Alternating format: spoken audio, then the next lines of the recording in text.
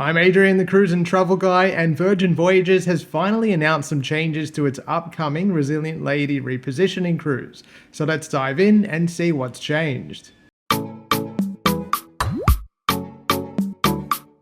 For months, rising tensions and outright conflict in the Red Sea have caused numerous cruise and commercial shipping lines to amend voyages that were scheduled to sail through the region. Weeks ago, I was contacted by passengers booked onto Resilient Lady's repositioning cruise, wondering why Virgin Voyages had not made an announcement about the upcoming cruise, in light of numerous other cruise lines making announcements for cruises as far out as May. Finally, Virgin Voyages Public Relations has provided booked passengers with the information they've been waiting for. As first seen on vvinsider.com, Virgin Voyages Public Relations released a statement saying, "The safety of our passengers and crew is our #1 priority. Like many other cruise brands, we have been watching the current conflict in the Middle East closely, connecting regularly with global security experts to consider the impacts to the repositioning voyages planned for Resilient Lady in 2024. We remain concerned about potential escalations in this part of the world over the next 12 months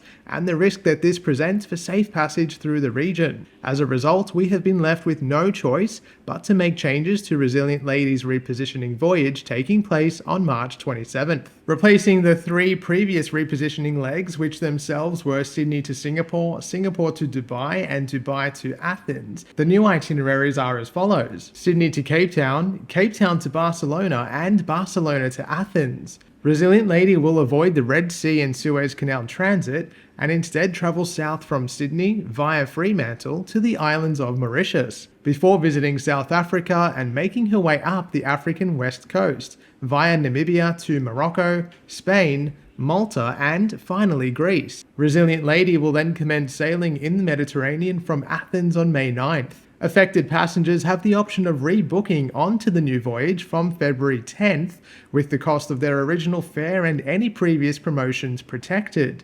If the new voyages don't suit, however, passengers can instead opt for a full refund. World conflict poses a dynamic risk to travel, and cruise lines and other travel suppliers quite obviously do their best to avoid these risks as needed. It's good to see Virgin Voyages make these changes ahead of the March 27th repositioning cruise. Let me know in the comments, were you affected by this change? Were you one of the people booked onto the original repositioning cruise? And if you were, will you stick with the new itineraries or will you cancel? Thanks as always for watching. I really appreciate it. If you haven't subscribed to the channel yet, please do.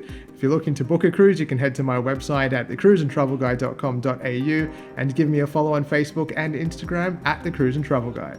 Thanks again, and I'll see you soon.